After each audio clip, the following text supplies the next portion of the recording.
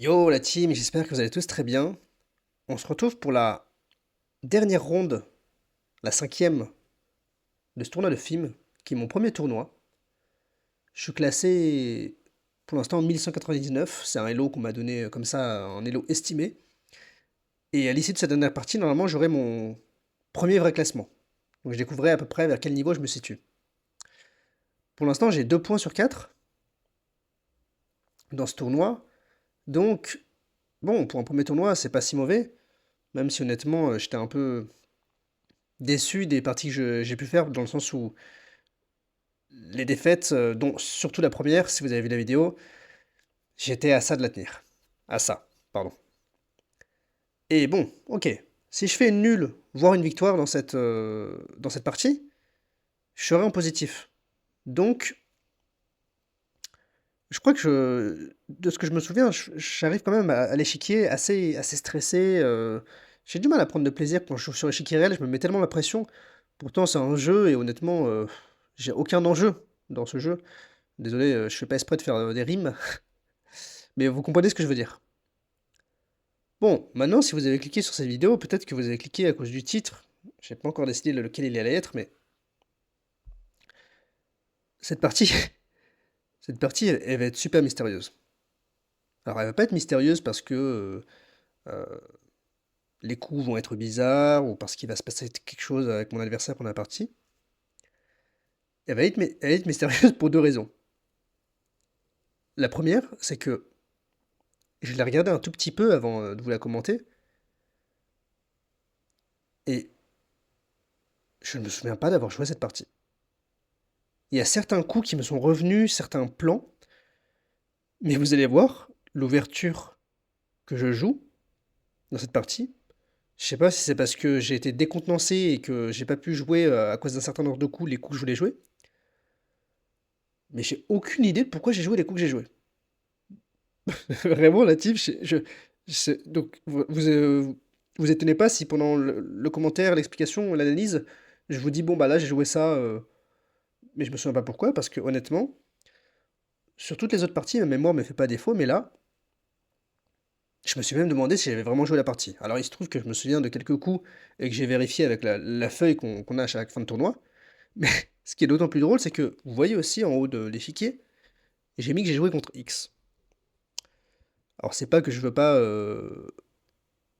dévoiler le nom de mon adversaire, c'est juste que j'arrive pas à le lire sur la feuille.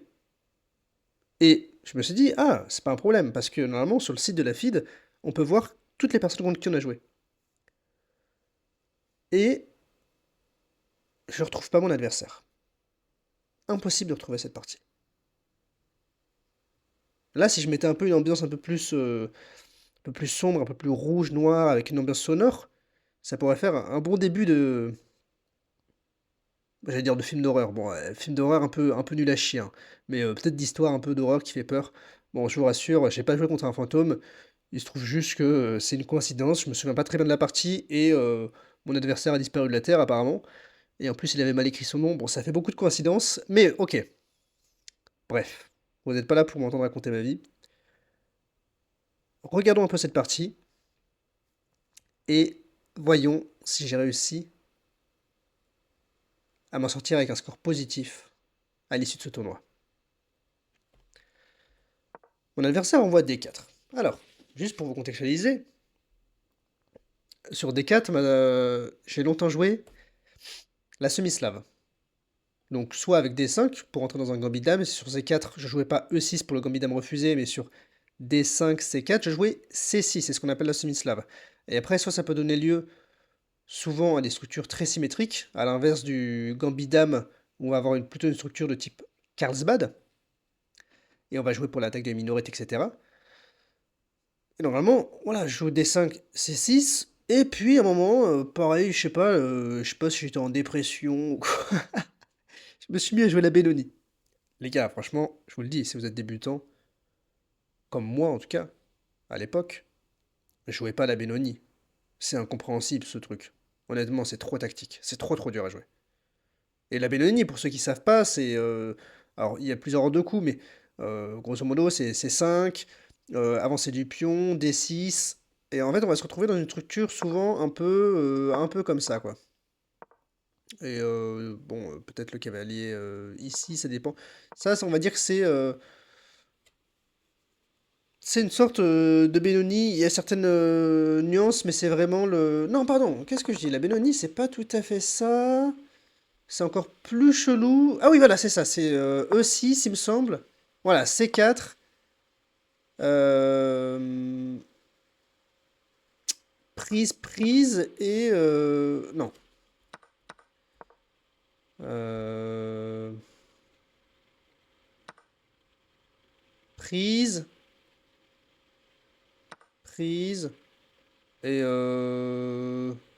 Bon, je me souviens plus de la team, mais c'est un truc comme ça, c'est une ouverture un peu bizarre. Je suis pas là pour faire un cours sur la Belloni, de toute façon je l'ai joué apparemment 0 fois en tournoi. Donc tant mieux si j'ai tout oublié de cette ouverture, ça m'évitera de vous crever les yeux.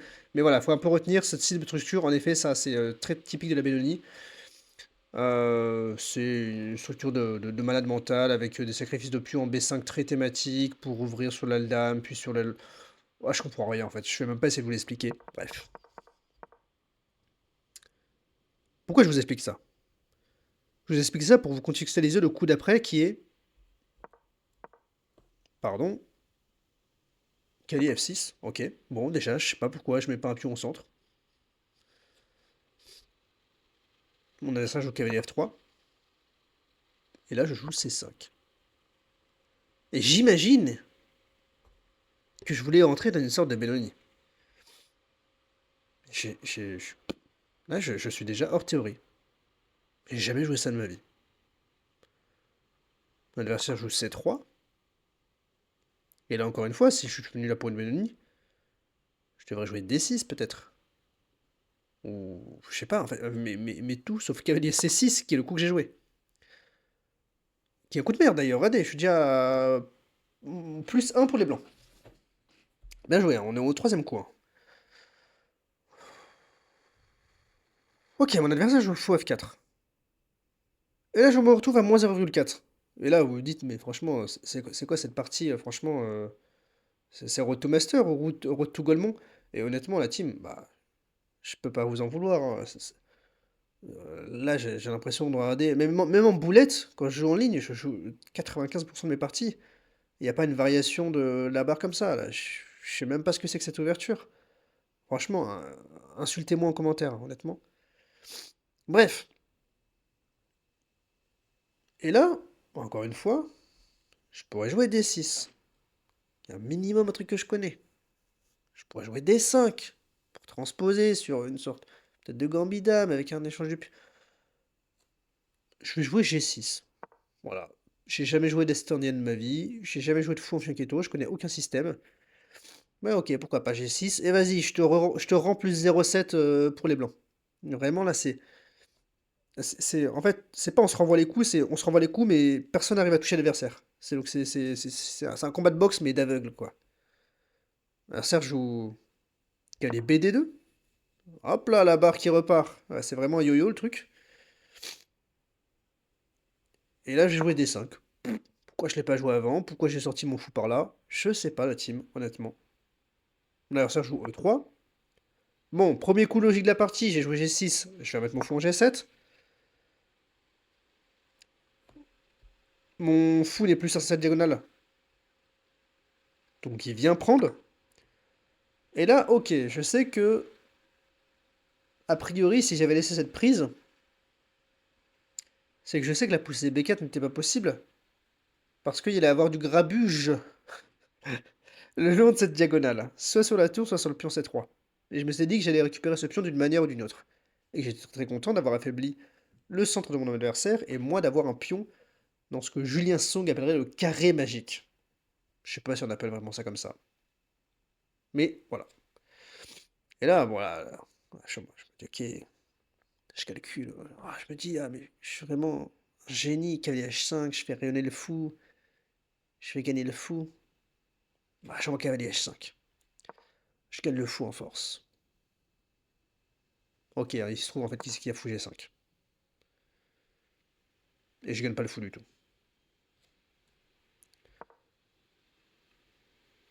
Mais il se trouve que mon adversaire est encore plus bourré que moi lors de cette partie, parce qu'il me joue fou G3.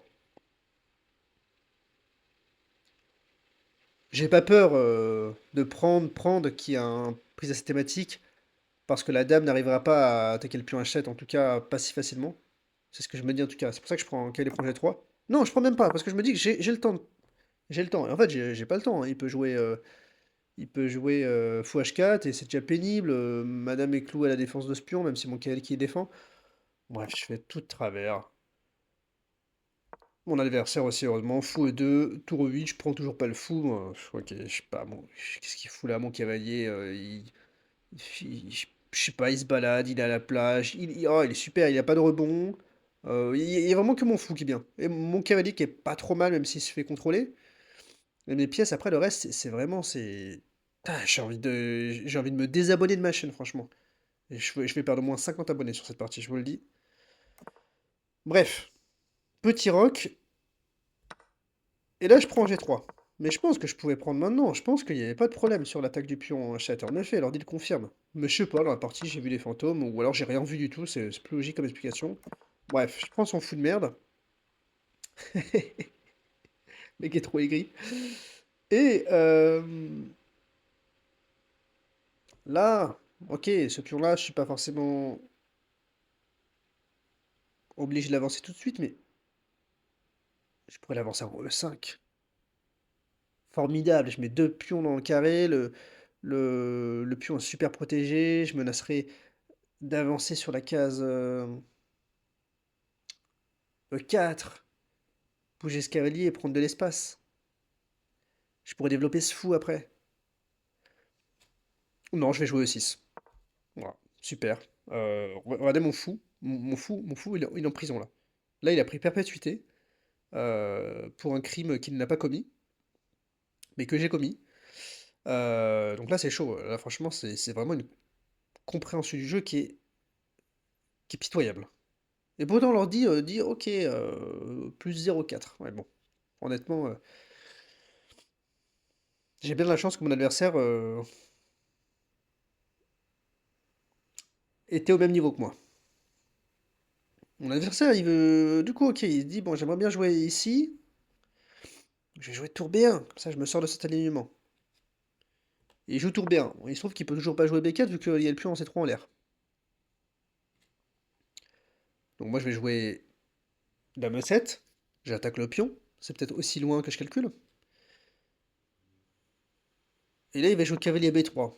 Donc du coup, je comprends pas trop pourquoi il s'est fait chier mettre sa tour en B1. Si c'est pour pousser aucun des pions.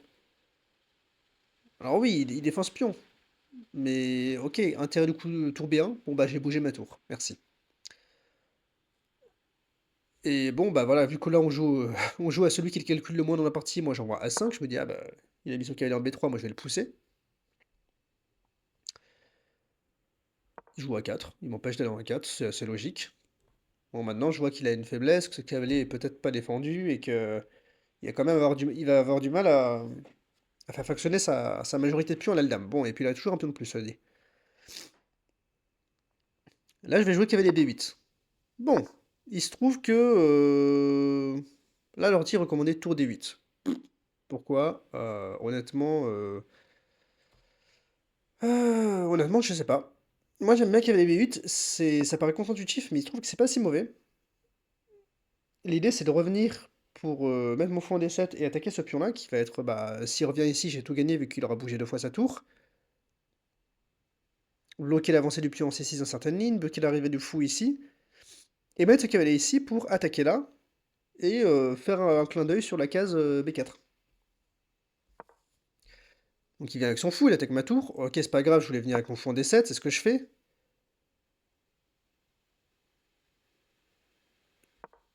Et il ramène son cavalier pour protéger son fou.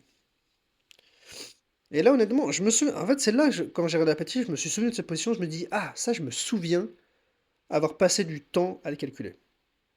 Donc, c'est là que je sais que j'ai pas halluciné cette partie. Par contre, maintenant, je vais être honnête avec vous. Je me souviens pas de ce que j'ai calculé exactement. Je me suis souvenu qu'il fallait faire un peu gaffe parce que sur fou prend, Bah, cavalier prend, je trouve que ça lui laisse un beau cavalier. Et après, ce cavalier peut aller sur la case D4, et je trouve que là, d'un coup, il a beaucoup d'activité. Et sur fou prend, pion prend, bah, tout d'un coup, bon, ok, certes, j'ai ce pion qui peut s'activer, mais j'ai l'impression qu'il peut réussir, d'une manière ou d'une autre, à pousser le pion C6, prise, et peut-être à réussir à se créer un pion passé. Il se trouve qu'en l'occurrence, c'est un peu léger, mais c'est un peu ce que je me suis dit pendant la partie, et n'oubliez pas qu'à ce moment-là de ma vie, je suis très débutant, et je peux pas encore calculer très loin. Maintenant, je suis assez content du coup que j'ai joué, qui était cavalier A6, parce que je n'ai venu là pour ça. Et là, en fait, cavalier A6, justement, ça marche pas à cause de C6. Et c'est là que je me souviens que j'avais calculé beaucoup de choses. J'avais C6, B prend C6, cavalier prend C6, euh, dame D6, et ok, c'est un peu le bordel, et il se trouve que c'est quand même bien mieux pour les blancs, tout simplement parce que bah, j'ai un pion de moins. Et il a plus cette faiblesse structurelle du pion isolé qui peut se faire attaquer. Bien sûr, sur fou prend, juste j'aurais repris de la tour et j'aurais surcontrôlé la case C6. Ah oui, il y a aussi ça à calculer, c'est que quand j'ai joué cavalier A6, et ça je l'avais vu, je me suis dit, ok, il peut jouer cavalier A5. Et c'est là que je me suis souvenu de mes calculs. C'est que mon adversaire joue, il joue cavalier A5. Mais il se trouve que cavalier A5, bah, ce que j'avais vu, c'est que là, il défend plus le pion C5. Et non seulement il défend plus le pion C5, mais quand je vais le prendre avec mon cavalier, je vais réattaquer son cavalier. Il va être obligé de le rebouger. Et le truc, c'est que lorsqu'il rebouge le cavalier, sa dame ne défend plus le pion à A4. Et moi, je l'attaque une, deux et trois fois par rayon X. Bien sûr, j'ai pas envie de prendre un tour. J'ai pas envie de prendre du fou ici et reprendre avec du cavalier, ça serait terrible pour moi. Alors je prends du cavalier. Il prend mon fou intermédiaire, dame prend. Et là, je sais pas. Hallucination totale. Il me joue tour A1. Il avait mis sa tour pour protéger ce pion et sortir de l'alignement. Et là, il me donne ce pion. Bon, vous l'avez vu, c'est catastrophique. Je crois que j'en avais parlé à mon adversaire après cette partie, et il avait vu quelque chose, mais il a eu une sorte d'hallucination. Il a dû voir que ce pion n'était pas tout à fait totalement prenable, mais je me souviens plus pourquoi, honnêtement. Peut- Je me demande si c'était pas juste pour des histoires de rayon X avec un coup comme dame B1 et après l'échange des tours ici, tour ici. Il pensait se venger sur ce pion. Ok, en fait, quand bien même il se venge sur ce pion, moi je m'en fous, ce pion il est isolé. Là, le pion C3, B2, il y en a un qui tombe. Les deux vont tomber parce que le fou est trop puissant. Bon, je prends le pion. Il joue dame C2. Et ok, juste, bah moi je sors mon cavale, je le mets à l'abri. Calais C4, je prends ma tour, je prends la sienne, tour B1. Bah, il aime bien cette colonne décidément. Et là, je sais pas trop quoi jouer à ce moment-là de la partie. Je pense que j'ai dû regarder des coups comme tour A3, qui marchent. Mais je me suis dit, ok, on va pas s'embêter. Euh, je vais mettre la tour en face de la dame. Il se trouve que c'est un des meilleurs coups. Et là, il va jouer un coup que j'ai plutôt bien aimé, c'est que il va essayer de chercher le contre-jeu en déstabilisant cette magnifique pièce. C'est pour ça qu'il va jouer E4. Mais E4, je vous laisse mettre la vidéo sur pause si vous n'avez pas encore vu mon coup. Mais je pense que vous le voyez instantanément, et c'est pour ça que j'avais pas calculé ce coup, parce que c'est même pas un coup que j'avais envisagé pour lui. Ici, tout simplement, et c'est presque la fin de la partie, cavalier A3.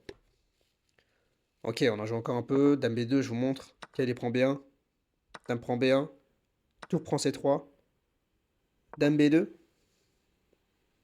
Mais ok, encore une fois, si vous voulez mettre la vidéo sur pause, là, c'est un peu plus joli. J'ai joué un coup qui a mis fin à la partie tout de suite. Mon adversaire a abandonné juste après. Et ouais, ici, la team, j'ai joué tour prend B3. Sur cavalier prend, On mange la dame. Sur dame prend. On mange le fou. Une pièce de plus. Et c'est rideau. Et mon adversaire a abandonné dans cette position. J'ai le pion passé. C'est beaucoup trop simple à gagner. Bon. La team. On finit ce tournoi avec 3 sur 5. Je serai classé à l'issue de ce tournoi 1349 Elo. C'est mon premier Elo, je suis content, je sais pas trop ce que ça représente. Par la suite, vous verrez que ce Elo va subir une énorme inflation suite à des mesures de la FID. Vous verrez plus tard. Je pense que si vous êtes joueur, de toute façon, vous l'avez vu, il y avait une mesure pour tous les joueurs en dessous de 2000 qui avaient pris énormément de points. Donc cet Elo ne veut plus rien dire, je sais même pas s'il est encore possible d'être 1300 Elo maintenant. Mais à l'époque, c'était un Elo décent pour un débutant. J'ai pas la prétention de devenir grand maître, de toute façon. Et je finis son nom à 3 sur 5, donc assez satisfait. Et j'espère que cette partie vous aura plu. Je tenais à vous la montrer parce qu'elle fait partie de ce Road to Master, elle fait partie des parties que j'ai jouées. Maintenant, je sais pas pourquoi je m'en souviens si peu. Mais ok, je trouvais que c'était une partie quand même marrante, et ça fait aussi partie de la réalité du jeu d'échecs, c'est que parfois il y a des parties qui peuvent pas être toutes super intéressantes. Donc j'espère que cette partie vous aura plu. Dites-le moi en commentaire si c'est le cas, n'hésitez pas à vous abonner, et je vous dis à bientôt pour une prochaine vidéo. C'était Mathieu. Peace!